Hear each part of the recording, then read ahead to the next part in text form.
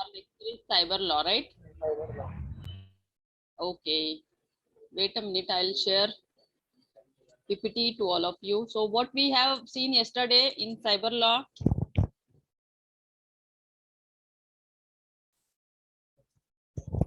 Unit 3 हो गया IPR, privacy and personal data, right?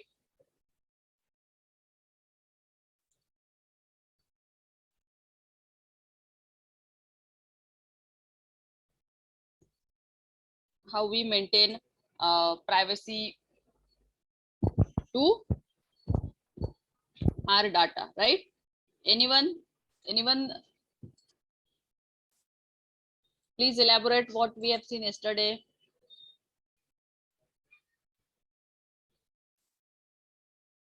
Hello, am I audible? Yes, am I audible or not? Yes, ma'am. Yes, so what we have seen yesterday, no one have idea?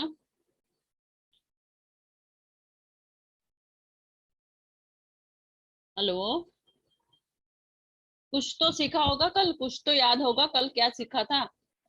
अभी आपको papers देने बेटा offline, आप ऐसे करोगे तो फिर कैसे होगा।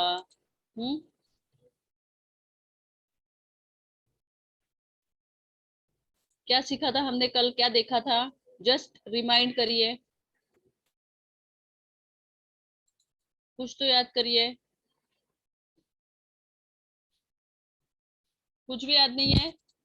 प्राइवेसी एंड डाटा कैसे सिक्योर करते हैं, और उसमें बहुत सारे हमने ये भी देखे थे options.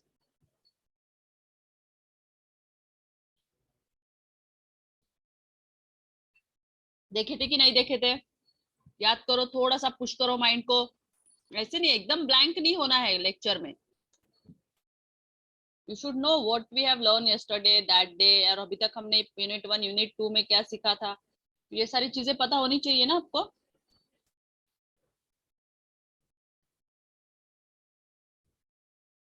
Yes,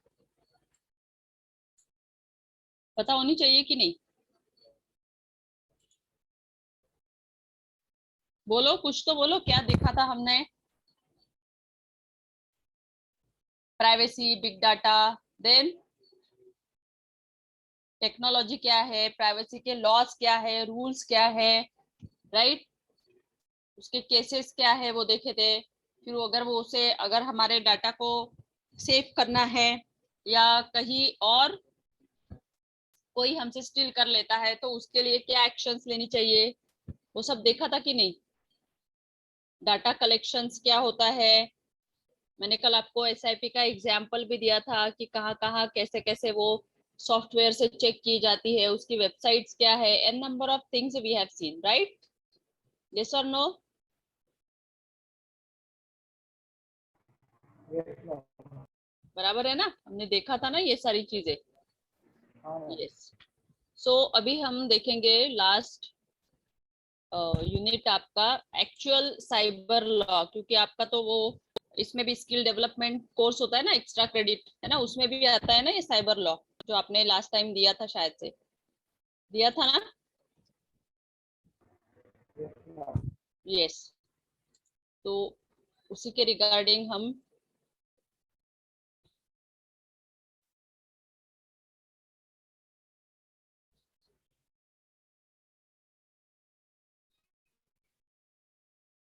wait a minute, I will share.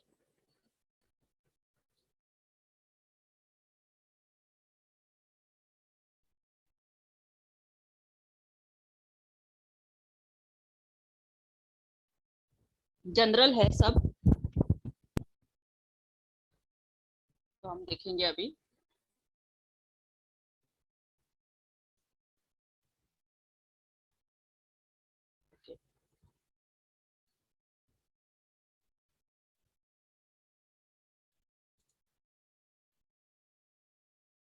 So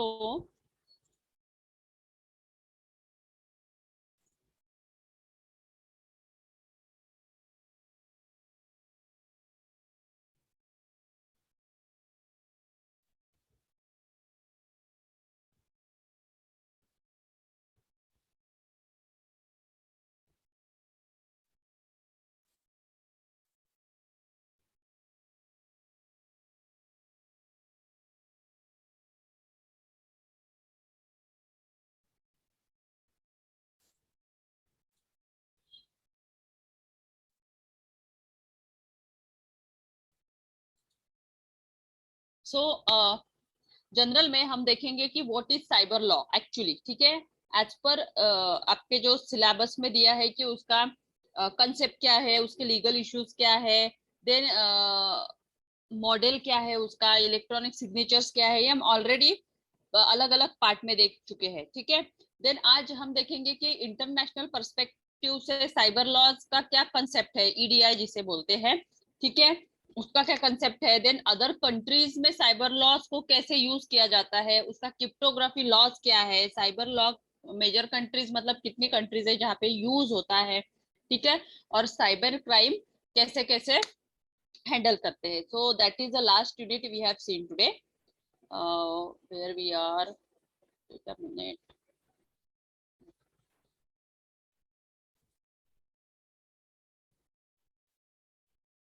No.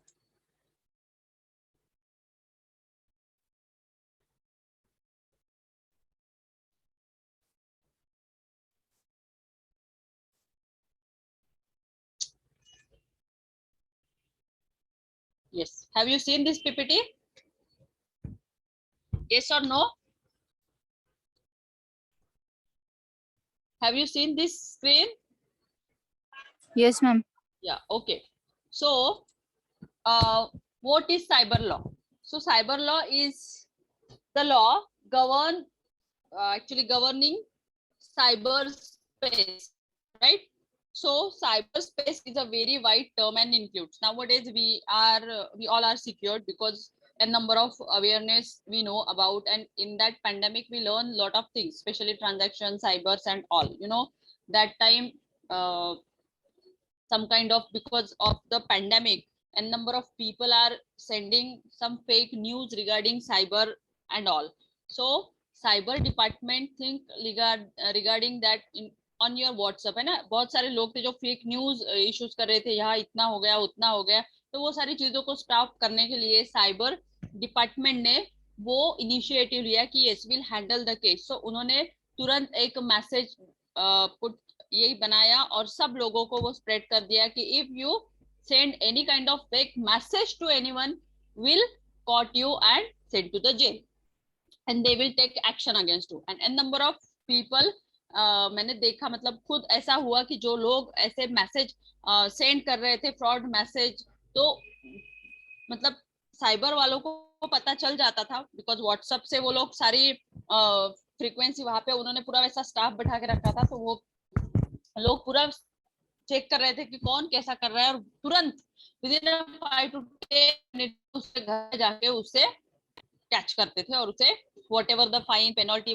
जो भी है वो देते थे। तो वो एक बहुत अच्छा इम्प्रूवमेंट हुआ है इन साइबर लॉज में on the time of pandemic, specially we learn an number of things due to this covid, awareness बढ़ गया, देन हम लोग एन नंबर ऑफ ट्रांजैक्शंस हो गए। आई टोल्ड यू दैट कि before pandemic we just doing some kind of transactions like RTGS, NEFT, and bank में भी लंबी लाइन लगी रहती थी ये सब ट्रांजैक्शन, क्योंकि बैंक को ये सारी इस पे भरोसा नहीं था। But due to this pandemic we have seen an number of people doing PhonePe, use PhonePe, Google Pay through payment. और आरबीआई का जो डेटा था उसमें उन्होंने प्रूफ किया कि 2021 में 15,366 करोड़ ट्रांजैक्शंस हुए हैं ओनली फोन पे एंड गूगल पे। नो आरटीजीएस, नो आरटीजीएस उससे भी हुए हैं, बट सबसे ज्यादा पेमेंट जो हुआ है वो फोन पे और गूगल पे से हुआ है। Got it? तो कितना अवेयरनेस बढ़ गया है। बहुत बार आपको मैसेजेस आना चालू हो जाते हैं कि नहीं, be aware, don't share your OTP and your ATM to others. So awareness बढ़ा दिया उन्होंने। एवरी मैसेज हमें वो पिंग करते रहते हैं, एवरी टाइम जब भी हमने लॉग इन किया वो पिंग करते हैं, don't share OTP and your details to others.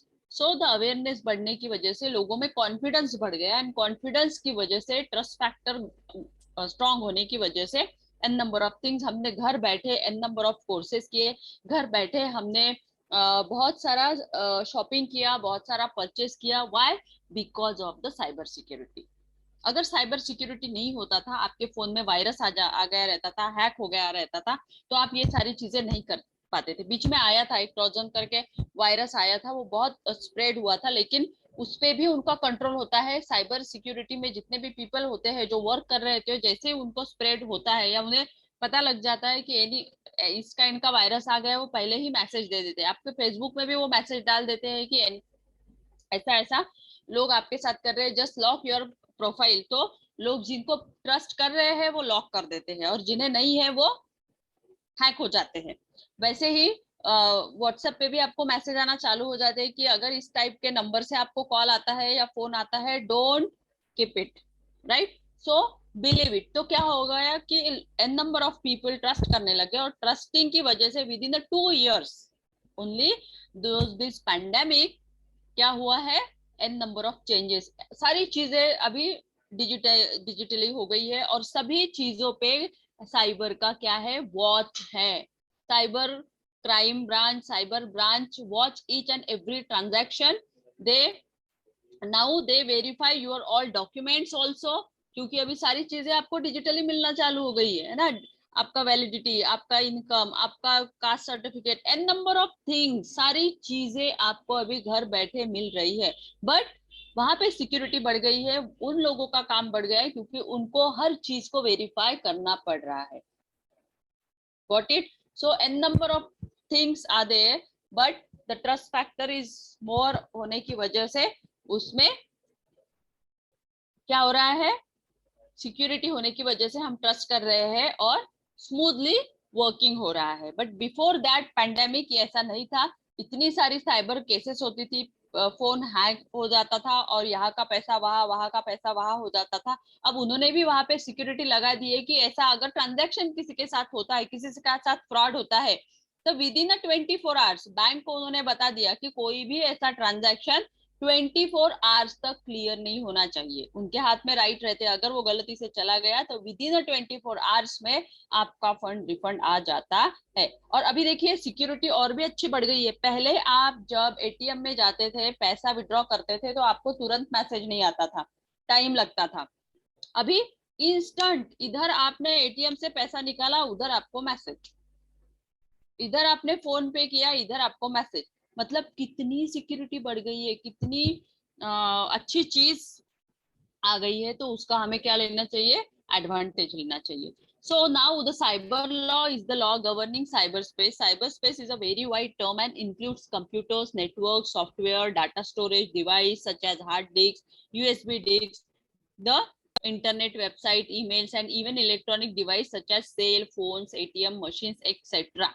That's why we take a backup every day. Whatever the work we have done, we need to take a backup, because कभी भी hang हो सकता है। Depend on your use, हम कैसा, जैसे बड़ी बड़ी कंपनीज में बहुत काम होता है तो वो सिक्योरिटी के तौर पे सारे एंटीवायरस लेते हैं, डेली बैकअप लेते हैं। ओके, बिकॉज जहाँ पे जितना ज्यादा सिक्योर होगा उतना ज्यादा अनसिक्योरिटी भी है ना। टू चीज, मतलब ऑलवेज टू थिंग्स होती है ना, एक गुड और एक bad, right?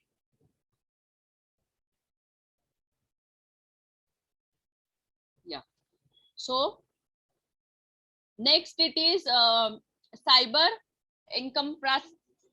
encompasses laws relating to cyber crime, electronic and digital signatures, intellectual property, data protection and privacy। देखिए साइबर क्राइम्स, अभी देखिए साइबर क्राइम्स क्या होता है, ठीक है? Cyber law encompasses laws relating to, कैसे encompass होता है, रिलेट से। साइबर क्राइम में आपको मैंने बताया कि जैसे अभी हर जगह उन्होंने सिक्योरिटी के लिए कैमरास लगा दिए हैं ताकि वो उसे पकड़ सके ऑन टाइम पे। बीच में हमने सुना था कि एटीएम में ये हुआ था, तो उन्होंने इजीली उनको कैच कर लिया। कहाँ का था मुझे याद नहीं, दिल्ली साइड में कहीं हुआ था वो केस। एटीएम में जाके उन्होंने मतलब चोरी वोरी की थी, तो उनको तुरंत वहां से जैसे ही वो निकले उनको कैच कर लिया गया। तो अभी बहुत इजी नहीं है चोरी करना, मतलब कैमराज एवरीथिंग वहां पे होती है। हाँ, लेकिन मूवीज में वगैरह ये सारी चीजें दिखाते हैं, है ना। तो साइबर क्राइम्स करने के लिए अभी आपको सोचना पड़ता है, क्योंकि कैमराज है अगर, और वो अभी रेस्ट्रिक्ट कर दिए हैं एवरी शॉप वालों को, है ना। जितने भी कमर्शियल बिजनेस वाले हैं उनके लिए वो, कि भाई अगर तुम्हारे यहाँ चोरी हो गई तो वी आर नॉट रिस्पॉन्सिबल, ठीक है, तो तुम्हारे यहाँ पे उसके फुटेज होने चाहिए। राइट।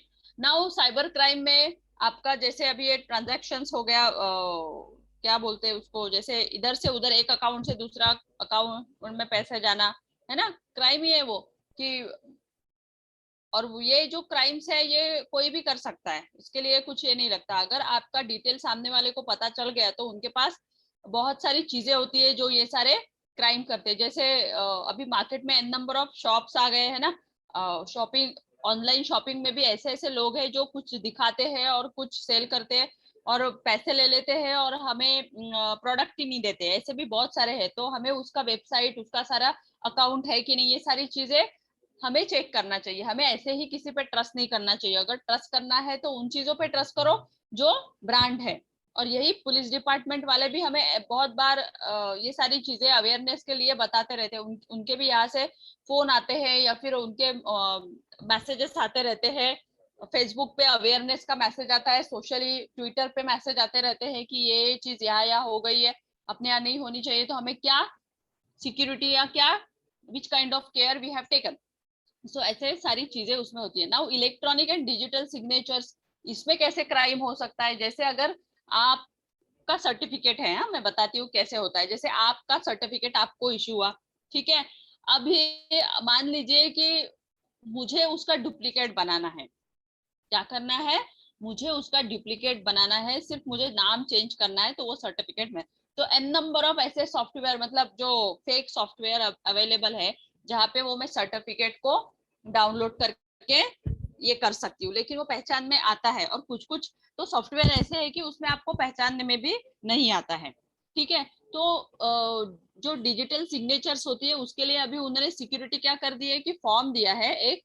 वो फॉर्म आप जब भरते, जैसे ही आप डिजिटल सिग्नेचर के लिए अप्लाई करते हो तो वो फॉर्म भरते हैं, तो उसमें आपको ओटीपी आता है। ओटीपी आने के बाद ही वो वेरीफाई होगा, अदरवाइज नहीं होगा, ठीक है। तो जैसे जहां जहां उन्हें लगा कि यहाँ यहाँ पे केसेस हो रही है, जब तक हम यूज नहीं करेंगे हमें पता कैसे चलेगा। जैसे फोन पे हमने यूज करना चालू कर दिया तो सक्सेसफुल हमें ट्रांजैक्शन मिला, है ना, उसमें हमें सक्सेस। गूगल पे हमने स्टार्ट कर दिया, सक्सेस मिला।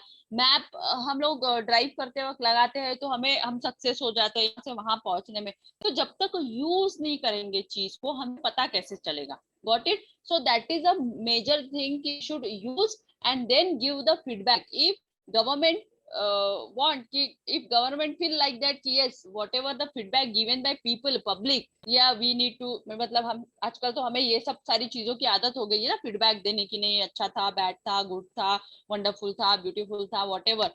तो वैसे ही फीडबैक आप दीजिए कि भाई ये यहाँ पे ऐसा है, वहां पे ऐसा है। अभी ट्रेन भी इतना अच्छा कर दी है ना।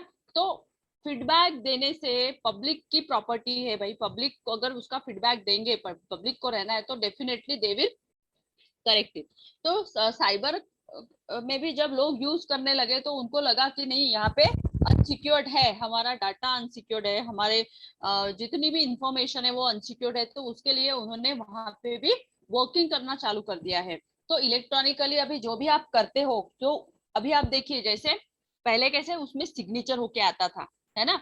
अभी नया पैटर्न अभी जो आया है पैंडेमिक के बाद, तो वो उन्होंने क्या कर दिया है ना, ग्रीन वाला टिक कर दिया है।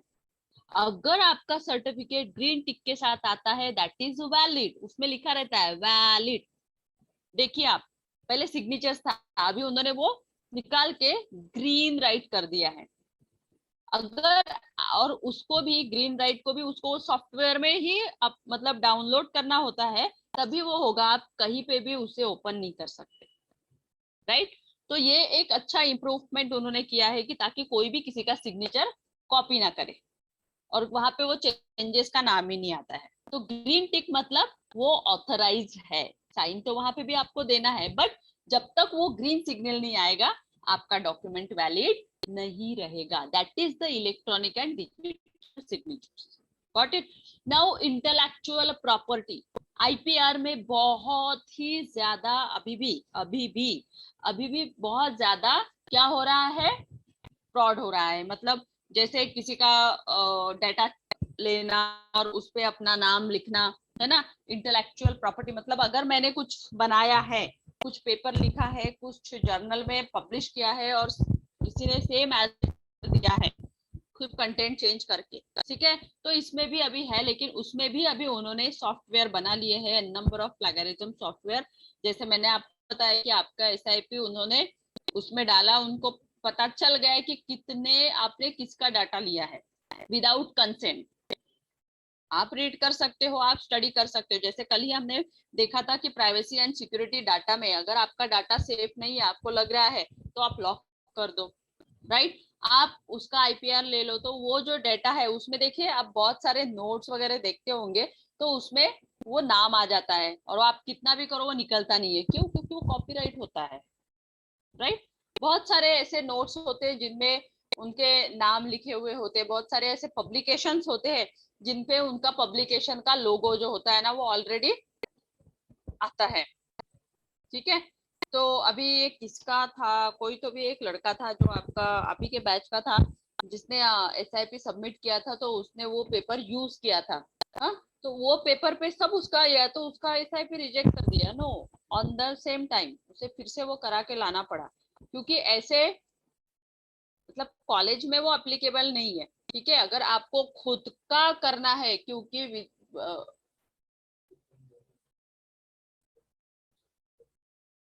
तो आपको उसमें वर्क करना है, मतलब आपका खुद का है तो उसमें अपने कंपनी का लोगो लिख सकते हो, अपने बट परमिशन लेना होगा, ठीक है। अगर आपका खुद का है तो ठीक है, अगर नहीं है तो नहीं। आपने और वो बच्चे ने विदाउट परमिशन वो किया, तो उसका कैंसिल कर दिया, उसे सीधा बोल दिया गया कि नहीं ये नहीं चलेगा। और आपने तो सबने वाइवा दिया है, तो आपको तो पता ही है कि क्या सिचुएशन थी। तो अभी आप ही खुद ही सोच लीजिए कि आप कहाँ और कितने पानी में है, कितना आपको हार्डवर्क करना पड़ेगा।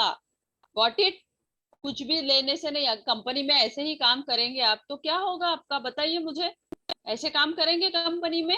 सेम यहाँ का आपको काम दिया है कि ये डाटा पे काम करना है, और आपने भलता ही कुछ दे दिया, तो कंसिडर करेंगे? वहां कैसे आप टाइम पे जाते हो, वहां कैसे आप नीट एंड क्लीन जाते हो, तो फिर कॉलेज में क्यों नहीं, है ना।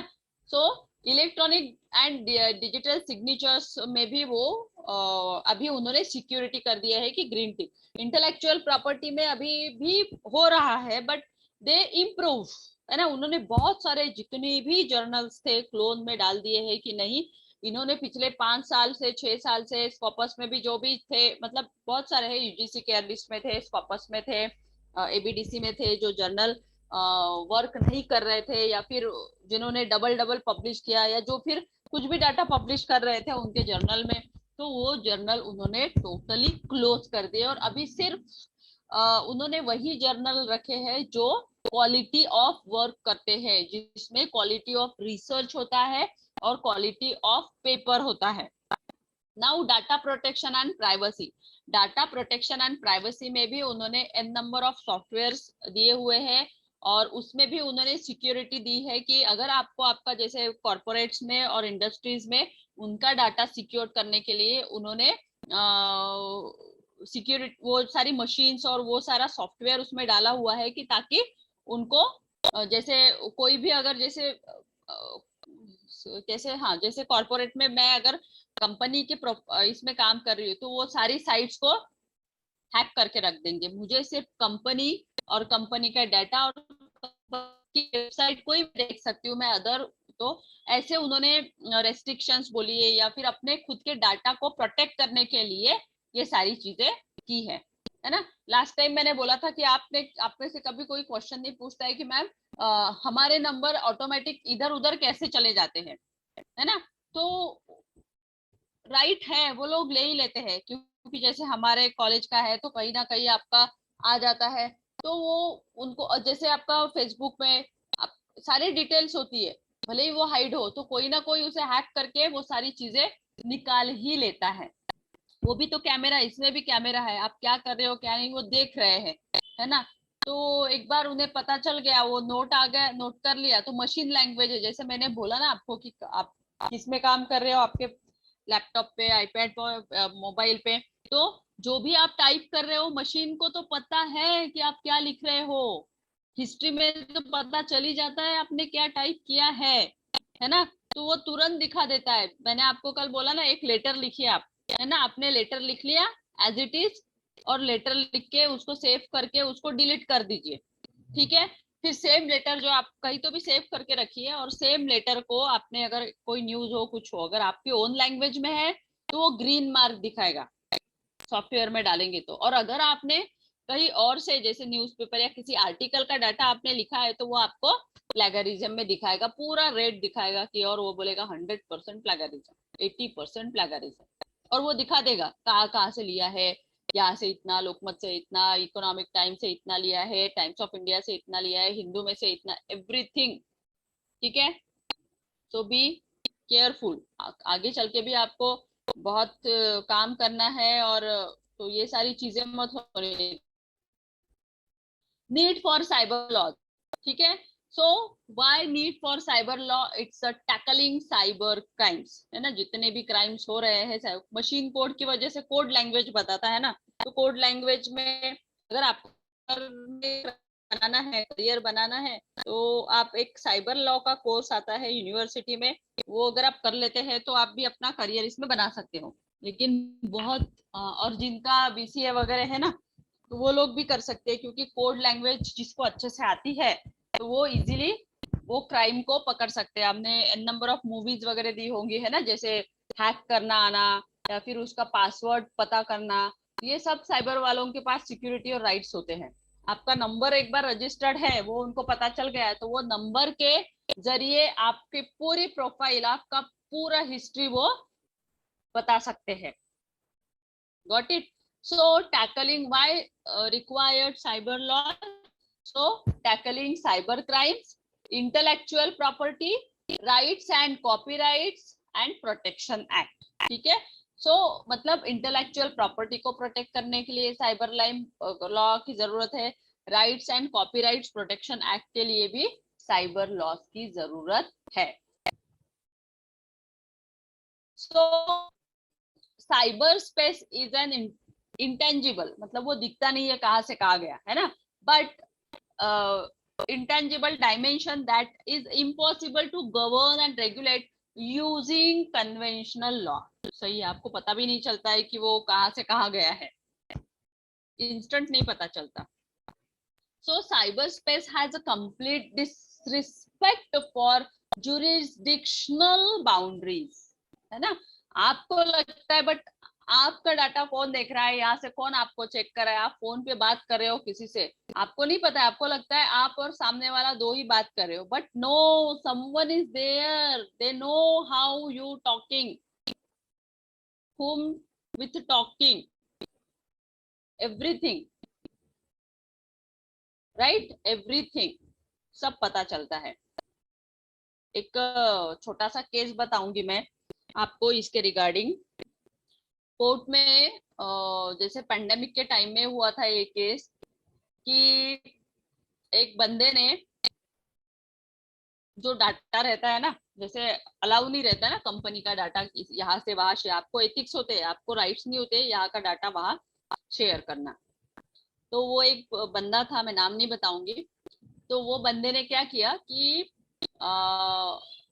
उसकी कंपनी का डाटा व्हाट्सएप के थ्रू किसी और को भेजा जो नहीं भेजना था। तो अब ये भेज रहा था तो किसी ने देखा होगा, है ना, उसी के कलीग ने या फिर, तो उसने पूछा वो कि क्या कर रहा है तू, तो उसने बोला नहीं सर, मैं बस एक समझने के लिए, ये सब आजकल आप फोटोज निकालने की आदत है ना, आप लेते हो स्क्रीनशॉट, वैसे उसने बोला कि मैंने स्क्रीनशॉट लिया है, ठीक है। तो भी एक दिन हुआ, 2 दिन हुआ, ऐसा रोज हो रहा है, तो कलीग को लगा कि नहीं कुछ तो गलत हो रहा है, इसलिए उसने अपने एचओडी को इन्फॉर्म किया कि sir the thing is happened, कुछ तो गड़बड़ है। अभी देखिए जितने भी कॉर्पोरेट्स या इंडस्ट्रीज होती है ना, वो डायरेक्ट आपको कुछ नहीं बोलेंगे, मतलब सिस्टम बताती हूँ साइबर लॉज का, कहीं पे भी आप जाइए, वो प्यार मोहब्बत से आपका नंबर ले लेगी, बेटा इसका नंबर क्या है, अच्छा कितना नंबर है, 1 है 2 है, अच्छा दिखा बताओ तो जरा, नंबर डाल लेंगे आपका रजिस्टर्ड, पता चलेगा रजिस्टर्ड है नहीं है, जैसे ही आपका नंबर गया उनको सारी डिटेल मिल जाएगी, अच्छा आपने किस किस को व्हाट्सएप किया है, आपके फोन में कितने नंबर सेव है, आपने किससे चैटिंग की है, क्या क्या चैटिंग की है, सब डिटेल मिलते हैं, एवरीथिंग, है ना। तो पता ही नहीं चला सामने वाले को कि यार मैं तो फोन लॉक रहता है और मेरा फोन तो कोई यूज ही नहीं कर सकता बिकॉज उसमें पासवर्ड है, मेरा डाटा उसके पास गया कैसे, क्वेश्चन वो था। बट बहुत सारे लोगों को, आप लोगों को भी शायद पता नहीं, यस और नो, आपको पता है ये बात? Am audible?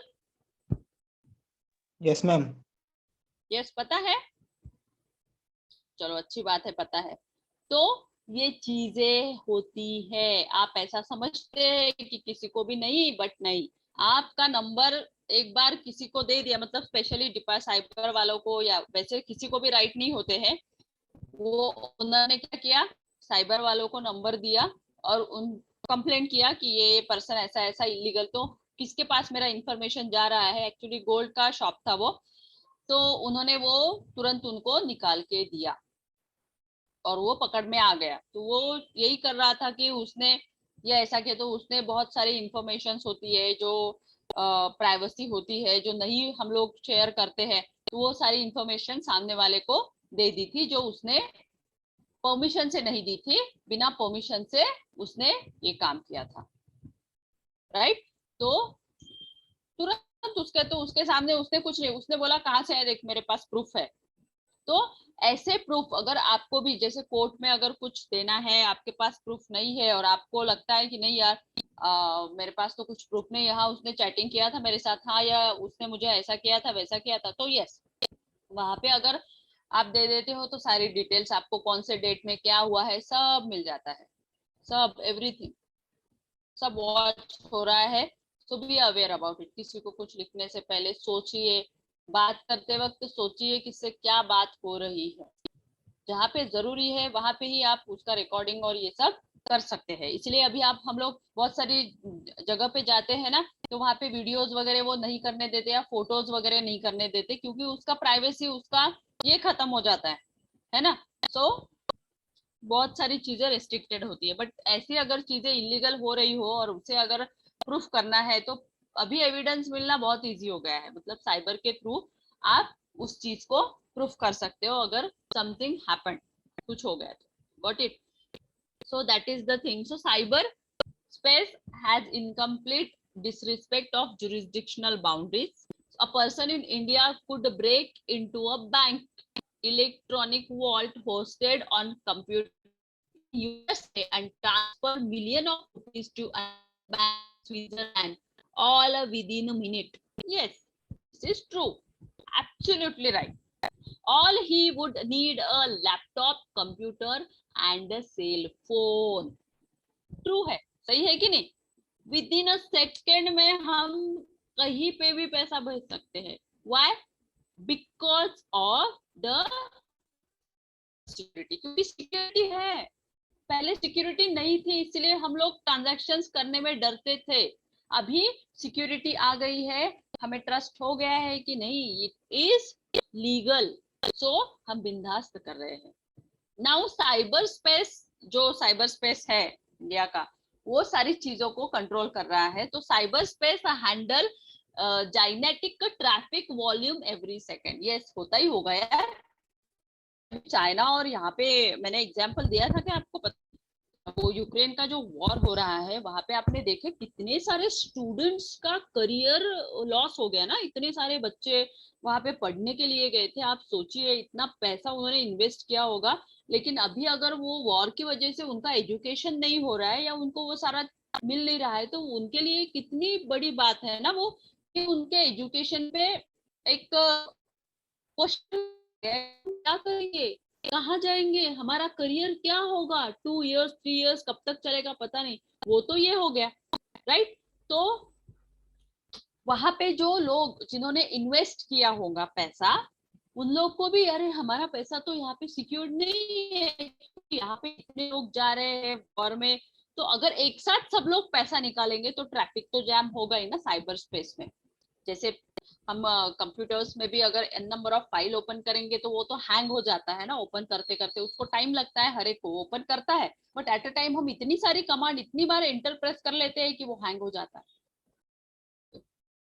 कभी कभी अनदर रीजन से भी हैंग होता है, आई नो, बट ऐसे सिचुएशन में वो जो हमारा साइबर स्पेस है वो थोड़ा टाइम लेके सारी चीजों को हैंडल कर रहा है। That's why we secure, that's why we blindly do any kind of transactions.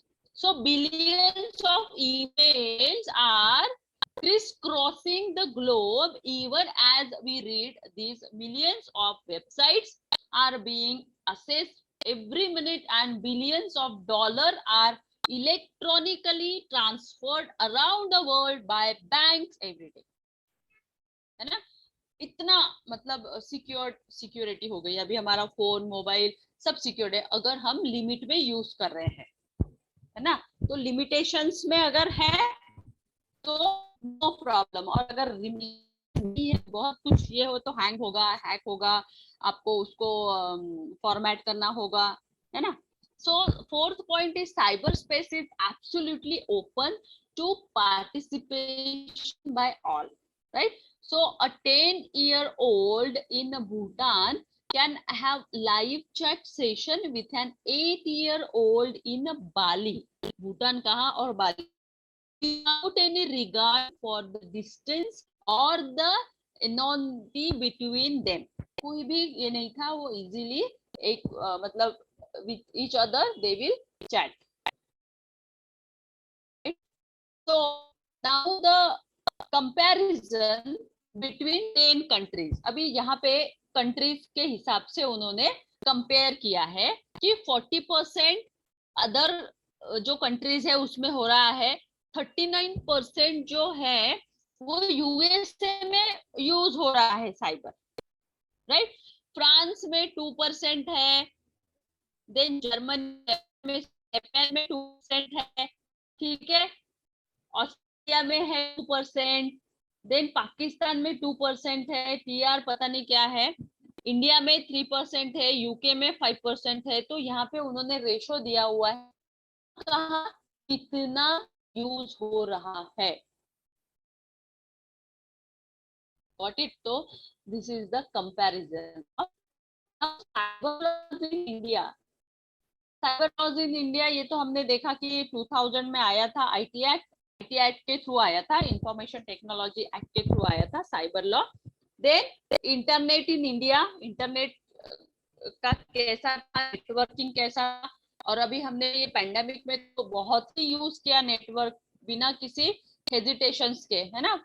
और इसकी वजह से हम लोग मतलब ब्लाइंड तो हो गए सभी लोग, आप क्योंकि पढ़ाई बंद थी, अभी भी कुछ भी पूछो तो आप टोटल ब्लाइंड हो जाते हो, कुछ याद नहीं रहता, पता नहीं आप ऑफलाइन एग्जाम कैसे दोगे। Really I am worried about you. So next, implementation of cyber law जब आया आईटी एक्ट के थ्रू, उसे अवेयर किया गया लोगों में, right. Then internet in India, India में इंटरनेट का क्या सिस्टम था जो अभी पूरी तरह से अच्छा हुआ है, इम्प्लीमेंटेशन क्या हुआ साइबर लॉज में, reasons for delay in implementation of cyber laws in India, क्या रीजन थे, क्योंकि पीपल यूज नहीं कर रहे थे, और अभी जैसे ही पेंडेमिक आया इतने सारे लोगों ने उसे यूज करना सीख लिया, लोगों में अवेयरनेस गया। ये हमने ऑलरेडी देखा था कि आईटी एक्ट कब आया, उसमें क्या एक्ट थे, प्राइमरी इश्यूज क्या थे, लीगल इश्यूज क्या थे, चेक अगर बाउंस हो जाता था तो उसके लिए एन नंबर ऑफ कंसेप्ट हमने फर्स्ट यूनिट में ही देखा था, इंफॉर्मेशन ऑफ आईटी एक्ट 2000 में, राइट। तो ये मैं रिपीटेशन नहीं करूंगी। So countries affected, that is this is the most important कि how many countries affected through Epic, ये जो ऑपरेशन दिया इन्होंने, distribution of the top 20 affected countries by victim, ठीक है। France, US, Iran, Russia, Belarus, Germany, Romania, Poland, Netherland, Kazakhstan, Saudi Arabia, Tajikistan, Italy, then Switzerland, यूजबेरिक, क्या है ये, अजबेरिस्तान, इंडिया, बेल्जियम, इराक, टर्की और येमेन। मतलब इतनी कंट्रीज में साइबर लॉ अफेक्टेड हुआ है, इतनी कंट्रीज में साइबर लॉ यूज हो रहा है, and it is the top 20 countries. Total कितनी कंट्रीज है? How many of you know total countries? Blank, किसी को नहीं पता। 20 कंट्री, कितनी? 20। टोटल 20 कंट्रीज है। मैंने पूरा यूनिवर्स का कंट्रीज पूछा है बेटा, कि पूरी टोटल कितनी कंट्रीज है, इतनी है क्या?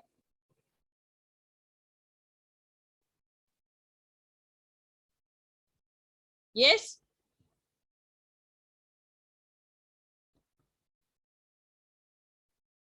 टोटल कितनी कंट्रीज है? अरे बाप रे, 195 कंट्रीज है टोटल यूनिवर्स में, सबको पकड़ के। How much? 195।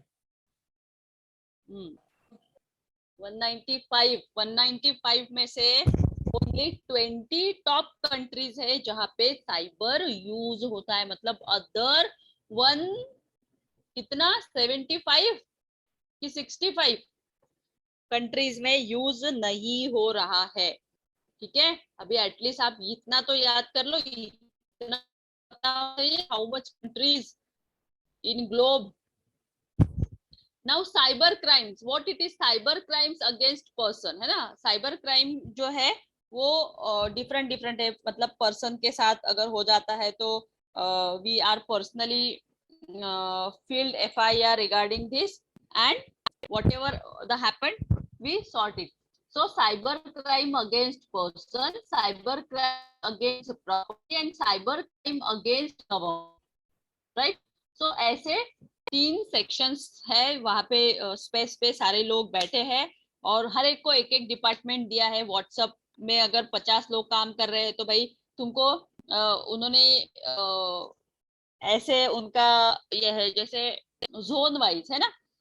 या फिर मुझे, मैं अगर वहाँ काम कर रही हूँ तो 2 स्टेट मुझे दे दिए, मैं 2 स्टेट का डेली रिपोर्ट देना। मतलब 2 स्टेट में, जैसे अभी अगर पूना जैसे स्टेट अगर किसी को दे दिया तो पूना में तो कितना पॉपुलेशन है, वो अकेला इंसान कैसे, तो पूना में सिर्फ अकेला नहीं कर रहा होगा।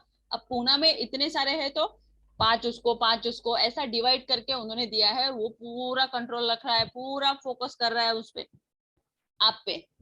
ठीक है, अगर उस बंदे को मैं बोलूं कि मुझे ये नंबर का डाटा चाहिए, वो तुरंत मुझे देगा, क्योंकि उसके पास सारा सेव है। हम लोग जिनको कॉल कर रहे हैं, जिनको, वो तो हमारे मोबाइल पे सेव ही है ना। वो नंबर उस पे डालते से ही, मतलब देखिए मशीन ने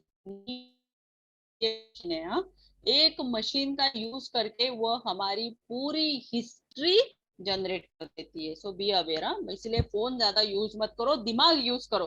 पहले जब फोन नहीं था तो आप तो सारे नंबर ऑफ थिंग्स ध्यान में रखते थे ना, याद भी अच्छे से रहता था कि नहीं। 10 लोगों के नंबर आप याद कर सकते थे, तब सबके याद रहते थे। अभी तो आपको अगर मम्मी पापा का भी नंबर पूछो तो फोन देखना पड़ता है। अच्छी है, अच्छा है, लेकिन उसको यूज करना इतना जरूरी है।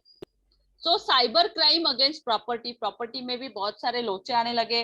प्रॉपर्टी में भी लोग बहुत करप्शन करने लगे। इसलिए उन्होंने क्या कर लिया, अभी मैंने कल ही आपको बताया कि इनकम टैक्स डिपार्टमेंट ने भी अभी आपके रिकॉर्ड रखना चालू कर दिए है। आप पे उसका वॉच है, वो आपको देख रही है। Got it? सब पता चल गया सब, क्योंकि सबका आधार लिंक हो गया, सबका पैन लिंक हो गया, तो आपका तो इजीली पता चल ही जाएगा, है ना।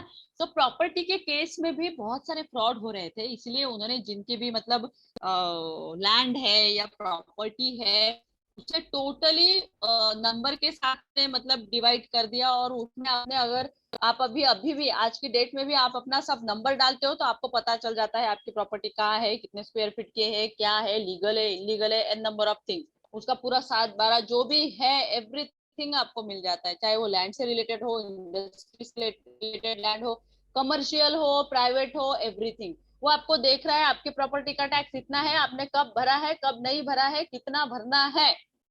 Got it?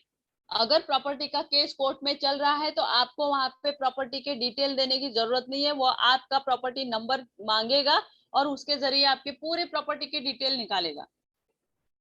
Got it. तो इसमें भी अभी बहुत क्राइम होते थे, वो अभी कंट्रोल हो गए हैं क्योंकि अभी डिजिटाइजेशन आने की वजह से और साइबर आने की वजह से।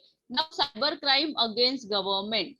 अगेंस्ट गवर्नमेंट मींस अभी जैसे बहुत सारे लोग बीच में फ्रॉड कर रहे थे, बोलते थे कि नहीं हमें पैसा दो, हम ये काम करके देंगे, ये कर दो। तो अभी क्या हो गया, उन्होंने पूरा सिस्टम ही चेंज कर दिया। ऑल जैसे पासपोर्ट है ना, for example, a big example of passport. पहले पासपोर्ट आपको बनाना रहता था तो बहुत सारे पैसे लगते थे, एजेंट के थ्रू बनाओ, इसके थ्रू बनाओ। अभी उन्होंने वो खत्म ही कर दिया, सीधा एक फॉर्म भरो, पासपोर्ट डालो, पासपोर्ट का फॉर्म फिलअप करो, आपके डिटेल्स दो, वो आपको विद इन इसका ये देगा, टाइम देगा, वो टाइम में जाना है, आपको ओरिजिनल डॉक्यूमेंट लेके वहां वेरीफाई करना है, पासपोर्ट 15 दिन में आपके घर में आ जाएगा।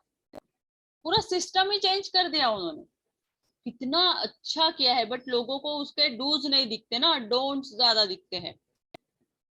समझ में आया? तो गवर्नमेंट की तरफ से हम बोल रहे थे, गवर्नमेंट की तरफ से हमें बहुत पैसा पहुंचता ही नहीं है लोगों तक। तो मोदी जी ने क्या कर दिया, सबके अकाउंट ओपन करने के लिए बोल दिए, बूढ़ों से लेके सब, एवरीथिंग। अभी क्या हो रहा है, डायरेक्ट अकाउंट में जा रहा है तो पैसा दिख रहा है। पहले तो पता है, मतलब पेंशन के लिए लोग मतलब मर जाते थे, उसके बाद भी उसको पेंशन नहीं मिलती थी, वहां तक पहुंच ही नहीं रही थी। मतलब जितने भी विलेज थे, रूरल एरियाज है, वहां तक वो सारी फैसिलिटी ही नहीं जा रही थी जो अभी जाने लगी है। वाई? क्योंकि डिजिटाइजेशन, क्योंकि मशीन का सही यूज हो रहा है, स्पेशली साइबर की वजह से। बोल दिया है कि अकाउंट ओपन करना है, रजिस्टर्ड नंबर लगेगा, आधार लिंक रहेगा, तभी आपका अकाउंट ओपन होगा। कितने सारे लोगों ने, मतलब ये तो डिमोनेटाइजेशन के बाद an number of things change हो गई है और काफी अच्छी चीज है। तो साइबर लॉ को आप इजीली मत लीजिए, मतलब वेरी बहुत ही अच्छा इफेक्टिव है, जिसकी वजह से आपको हेल्प भी मिल रही है, आपको बार बार पुलिस स्टेशन जाना नहीं है, एक कंप्लेंट करो, आपका सारा पैसा या जो भी है रिगार्डिंग प्रॉपर्टी, रिगार्डिंग मैटर, और उससे भी मेन बात कि evidence.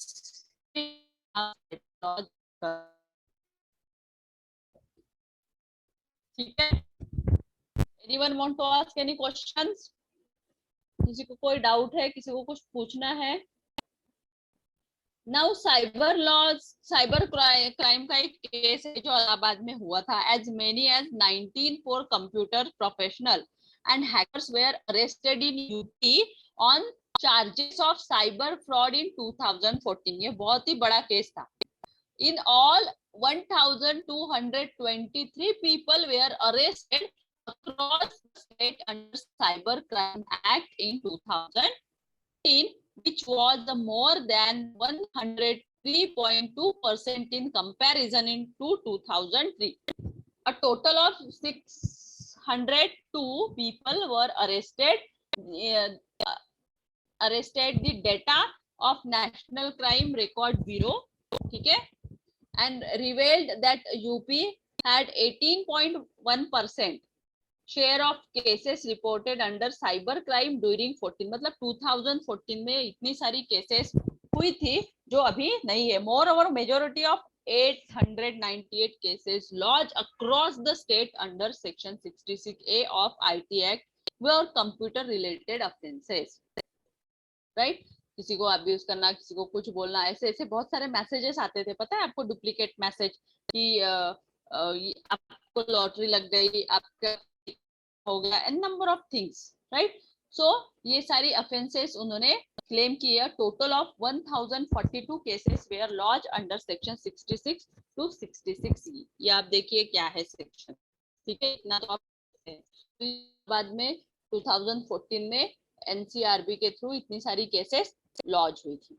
Now crime through Orkut, Orkut भी तब बहुत फेमस था। तो ऑर्कुट में भी कौशाम्बी जो थी, 24 years old software professional working for TCS was brutally killed by Manish Thakur in a hotel room at Andheri. ये केस आपको पता था, है ना? तो एन नंबर ऑफ ऑर्कुट के थ्रू उसे फंसाया गया था, उसको मैसेजेस करता था और वो अननेसेसरी कैसे, क्या वो लड़की भी इतनी पढ़ी लिखी कैसे का, तो अवेयरनेस ही नहीं रहता है ना। मेंटली ब्लाइंडली अगर एक आध चीज हमारे माइंड में चली गई तो हम ब्लाइंडली किसी पे भी ट्रस्ट कर लेते हैं, जो हमें नहीं करना चाहिए, तो उसका भुगतान उसे भुगतना पड़ा। Got it? So be aware about it. So an number of cases है, अगर आप देखे जाएंगे साइबर में तो आपको इतनी इतनी सारी केसेस मिलेंगी पुरानी, अभी तो लेटेस्ट में बहुत ही ये है। सो कंपैरिजन जो है, अभी आपका ओला है चाहे उबेर हो कहीं पे भी हो, इतना सिक्योरिटी बढ़ा दी है उन्होंने कि जैसे अगर महाराष्ट्र में मैंने तो इतना सारा विजिट किया है, तो मुझे पता है कि महाराष्ट्र में जैसे मुंबई पुणे बहुत सारी सिटी जो है वो सेफ है, स्पेशली मुंबई तो बहुत ही सेफ है। दिल्ली सेफ नहीं है, मैं आज भी बताती हूँ। दिल्ली सेफ है क्योंकि वहां की गवर्नमेंट जो है या वहां की जो पुलिस है, वहां का जो ये है वो इतना सिक्योर्ड नहीं है, सिक्योरिटी नहीं है वहां पे, बहुत कम सिक्योरिटी है। लेकिन अगर मैं मुंबई 100% गारंटी दूंगी कि आप सेफ हो, पुणे की मैं गारंटी दूंगी, बैंगलोर की भी मैं गारंटी दूंगी कि आप टोटली सेफ हो, क्योंकि वहां के पीपल बहुत अवेयर है, कुछ भी हो तो हेल्पफुल है, बहुत हेल्पफुल है।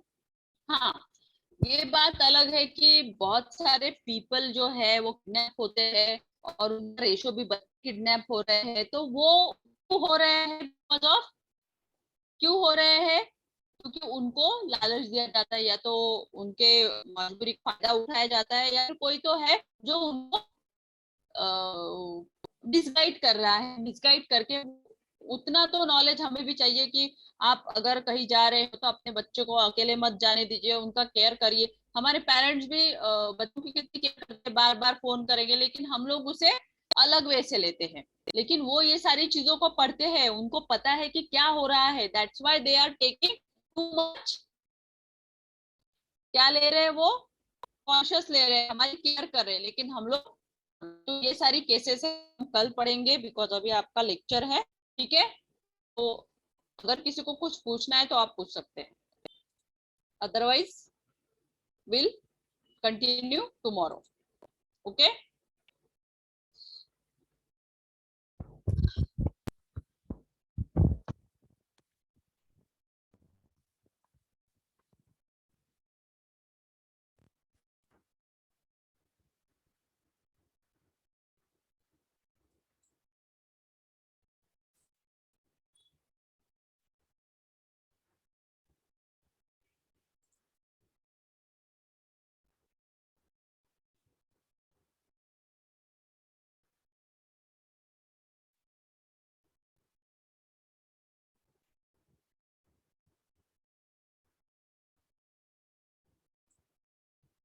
किसी को कुछ पूछना है? ओके, तो टेक केयर, बाय बाय।